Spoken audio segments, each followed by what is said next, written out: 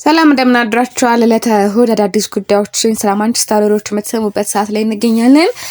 በ2026 የማንቸስተር ዩናይትድ በጎተንበርግ በተደረገው አራተኛ ቅድመ ውድድር ዘመን የዝግጅት ጨዋታው ከአውሮፓ ቻምፒየንስ ሊግ አሸናፊው ፓሪስ ሴን ጀርሜን ጋር በትላንትናው ዕለት 1-1 በሆነ አቻ ውጤት ተለያይቷል።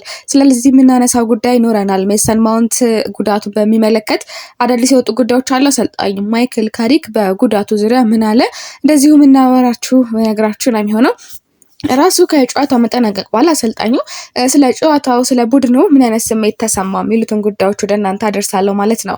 እንዳልኳችሁ በትላንትና ምሽት 12 ሰዓት ላይ የተደረገው ተጠባቂ የነበረው የፓሪስ ሴን ጀርሜን እና የማንቸስተር ዩናይትድ ጨዋታ 1-1 በሆነ ውጤት ተለያይቷል።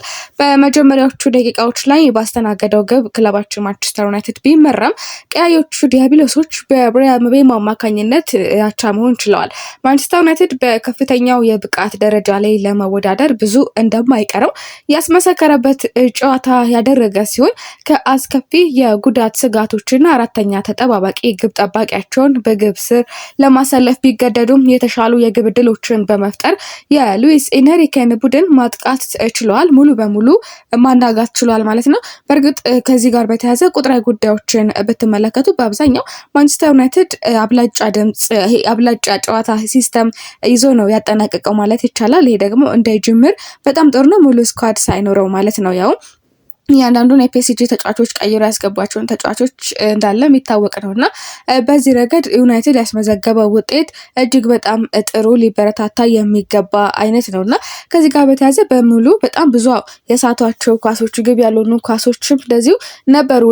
ማይክል ካሪክ ያስመዘገበው ድንቅ የታክቲክ መሻሻል በዚህ ጨዋታ ራሱ ኤንሪኬን ምንም አይነት መፍትሄ እንዳያገኝለት አድርጎታል። አዲስ የቡድኑ መሻሻል ደግሞ ከፍተኛ ምስጋናም ይገባዋል። ካሪክ እስካሁን ያየናቸው የቅድመ ውድድር ዘመን ጨዋታዎች በሙሉ የካሪክን አዲስ የጨዋታ እቅድ ደረጃ በደረጃ ያየንበት ያሳየበት ነበር። ከሮዘንበርግ ጋር ከኋላ መስመር ተነስተ የመጫወት ብቃት፣ ከአትሌቲኮ ማድሪድ ጋር ድንቅ የኳስ መቀማት ማጥቃት፣ ከፒኤስጂ ጋር እንግዲህ ከአትሌቲኮ ጋር የካውንተር ፕሬሲንግ የምንለው ከፒኤስጂ ጋር ደግሞ ኳስ መቆጣጠር ከሚወድ ቡድን ጋር የሚመጠን የተለያየ መከላከል ቅርጽና ስልት ነው ይዞ የገባው። ከእያንዳንዱ ክለቦች ጋር ያደረገው ለእያንዳንዱ ክለቦች ይመጥናል ብሎ ያሰበውን ታክቲክ ነው ይዞ ሲገባ የነበረው።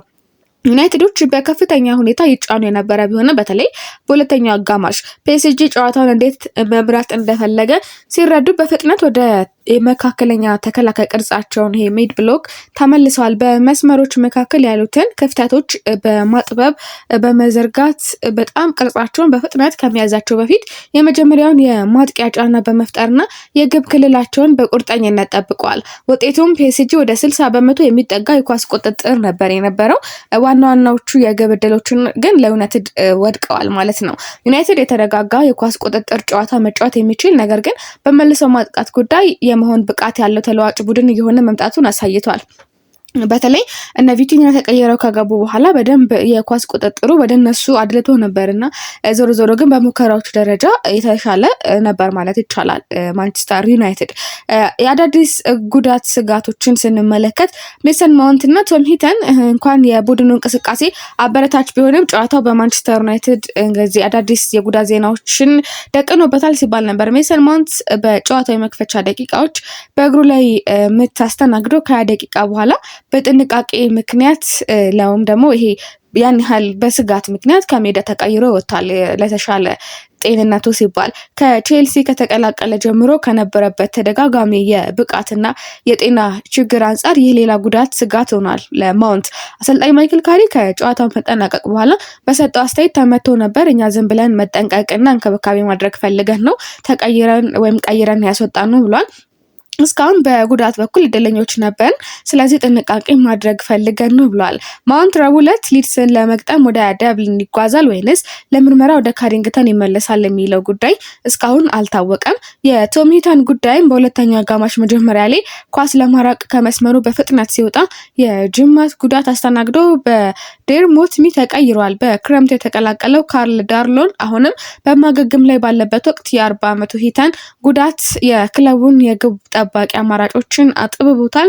የደጋፊዎች አስተያየትስ ምን ይመስላል ስንመለከት ከጨዋታው መጠናቀቅ በኋላ ደጋፊዎች የሳንቶስን የዕለቱን ድንቅ ብቃት አድንቀዋል። አማካይ ክፍሉን በመቆጣጠርና በመከላከል ረገድ ያሳየው እንቅስቃሴ ለወደፊቱ ትልቅ ተጫዋች እንደሚሆን ማሳያ ነው ብለዋል። በተከላካይ ክፍሉ መረጋጋትም ሃሪ ማጓየር የተረጋጋና ድንቅ እንቅስቃሴ ማሳየቱም እንደዚሁ ተነስቷል። የስጋት ነጥቦች ምናልባት አንዳንድ ደጋፊዎች ቡድኑ ኳስ ከተቀማ በኋላ በፍጥነት መልሶ ለመቀማት ከማሰብ ይልቅ ወደ ራሱ ግብ የመሮጥ ልማዱ አሁንም ቢሆን የራሱ የሆነ ግልጽ የጨዋታ መለያ አይደንቲቲ ማጣቱ እንዳሳሰባቸው ገልጸዋል። በአጠቃላይ ማንቸስተር ዩናይትድ በታክቲክ ረገድ ትልቅ መሻሻል እያሳየ ቢሆንም የጉዳት ዜናዎችና የተጫዋቾች ስብስብ ጥልቀት ለአሰልጣኝ ማይክል ካሪክ በቀጣይ ሳምንታት ትልቅ የቤት ስራ እንደሚሆኑ የታየበት ነው ማለት ይቻላል። ግን እንዳጠቃላይ በዚህ ጨዋታ ካሪክ በጣም ጥሩ ነገሮችን እንዳገኘ ሲናገር ነበር። ከጨዋታው መጠናቀቅ በኋላ በተለይ ከትላንትና ጨዋታ በኋላ በጣም በርካታ አዎንታዊ ነገሮችን እንወስዳለን ብለዋል። በአጠቃላይ በጨዋታው እጅጉን ተደስቻለሁ ነው ያሉት። አዲሶቹ ተጫዋቾች በጥሩ ሁኔታ ተላምደዋል ሲልም ገልጸዋል። ካሪክ በጣም በጨዋታው ኢንጆይ እንዳደረገበትና ጥሩ ፈተና ነበር፣ ተጫዋቾችን በጥሩ መልኩ መላመድ ችለዋል ብለዋል። አዎንታዊ ነገሮች ነበሩን፣ ግን እኛ ካለን ነገር አንጻር እነሱ የተጫወቱበት መንገድ ትንሽ ቀየር ያለ ነበር ነው ያሉት። እኛ ተጨማሪ ግቦችን ማስቆጠር ይገባን ነበር፣ ሆኖም ግን በነበረን ነገር ተደስቻለሁ ሲሉ ተናግረዋል። ሙሉ ቡድኑን የምናገኝበት የደብሊን ጉዞ በጉጉት እየጠበቀን ነው ሲሉ ነው የተናገረው። ቡድኑን ይበልጥ ለማሳደግ 2 ቀሪ ጨዋታዎችም አሉን ብለዋል። ዛሬ ወደ ሜዳ የተመለሱ ተጫዋቾች ጥራታቸውን አሳይተዋል ሲልም ነው የተናገረው። ነገር ግን ደግሞ በቀጣይ ሙሉ ቲሙ ሙሉ ስኳዱ ሲመለስ የበለጠ ነገሮችን እንደሚስተካከል ነው። በትላንትናው ዕለት አንድ ከማንቸስተር ዩናይትድ ፔጅ እንደዚሁ ያገኘሁት አንድ ጉዳይ አለ። እኔንም ቀልቤን ስለሳበኝ ነው። ከትላንትና ከተመለከትኳቸው ነገሮች ይላሉ ጽሁፉ የብሪያን ምቤሞ የቅጣት ምትና የቆሙ ኳሶች ላይ ያለውን ከፍተኛ ጥራት ነው ይላል ሲያሞክሸው። በተለይም ብሪያን ከ30 ያርድ ላይ የመምታትና ሴቫኖቭ ያቺ ያደነባት ቅጣት ምት የታችሁ ከሆነ እጅግ በጣም የምታስቆጭ ነበረች። በክለባችን በቅጣት ምትረገድ ብሩኖ ፈርናንዴዝ ነው አይደለ በቀዳሚነት እኔ ማስቀምጠው። ከዛ በተሻለ ደግሞ ብሪያን ምቤሞ እያስመለከተ ነው የሚገኘው ከሰሞኑ ድንቅ ነገር ነው። ብሪያን እንደው ትላንትና አይታችሁ ከሆነ ያቺ የመታት የቆመች ኳስ ግብ ጠባቂ ያዳነበት ቅጣት ምት መለስ ብላችሁ ካያችሁት ማለት ነው የግብ ጠባቂውን ብቃት እንዳለ ሆኖ እንጂ በደንብ ብሪያን ምቤሞ የመታው ኳስ እጅግ በጣም የሚደነቅ አይነት ነበር። ብሪያን በትላንትናው ጨዋታ ያገኛቸውን 2 ቅጣት ምቶች ጥሩ በሆነ መልኩ ሞክሯል። ያም ቢሆን ግን በጨዋታው ብሪያን በተደጋጋሚ ተጨማሪ ግብ እንዲያስቆጥር ያገደው ግብ ጠባቂው ጥሩ ፐርፎርማንስ ላይ መገኘቱ ነው። በተጨማሪም ምቤሞ ከቀኝ በኩል የሚያሻማቸው ኮርነሮች አደገኛ መሆናቸውንም የተመለከትንበት ነበረ ይላል። ዞሮ ግን እንደ መልካም ነገር የምንቆጥረው ማይክል ካሪክ ሜሰን ማውንት አለመጎዳቱን የገለጸበት ነው። ለጥንቃቄ ሲባል ተቀይሮ እንደወጣ ነው።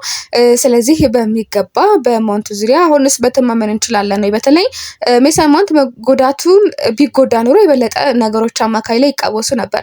ማንቸስተር ዩናይትድ ዋና ጥልቅ አማካዮች ብዛት አሁን 3 ብቻ ሆኗል። ነገር ግን ሜሰን ማውንት ስላለ 4 ይሆናል ማለት ነው። ሳንቶስ፣ ቴሌማንስ አሁን ከቡድኑ ጋር ሲዋሃዱ ኮቢ ማይኖ እንደዚሁ በደብሊኑ ይቀላቀላቸዋል ተብሎ ይጠበቃል። ከነሱ ባሻገር የፍሌቸር ወንድማማቾች ታይለር እና ጃክ ማለት ነው በዚህ ቦታ እንደ አማራጭ ከታሰቡ ብዛቱ ከፍ ሊል ይችላል። ለማንኛውም ግን ሜሰን ማውንት አልተጎዳም። ማንቸስተር ዩናይትድን ያገለግላል። ለጥንቃቄ ሲባል ነው የወጣው ማለት ነው። ከማንቸስተር ዩናይትድ ፕሪሲዝን በዋናነት እንግዲህ ካለፈው ሲዝን በጣም ብዙ ነገሮችን ተመልክተናል። ብዙ ለውጦችን አይተናል። ዩናይትድ ኳሱን መሀል ለመሀል ሰንጣቂ በሆኑ ኳሶች በተደጋጋሚ ለመጫወት መሞከሩ ደግሞ እጅግ በጣም ጥሩ ነው። አሁን ላይ በፕሪሲዝኑ የታዩት ምልክቶች ዩናይትድ ኳሱን በመሀል በሚደረጉ ቅብብሎች መስርቶ ሲወጣ ይበልጥ አስፈሪ ቡድን መሆኑን እያሳየ ነበረ። ማይክል ካሪክ የሆነ ለውጥ ለመፍጠር እየሞከረ ነው። ያንንም ደግሞ እያየን ነው። ለማንኛውም እንግዲህ በተሻለ ጉዳዮች ወደ በኋላ ላይ ደግሞ በአዳዲስ መረጃዎች እንገናኛለን። መልካም ጊዜ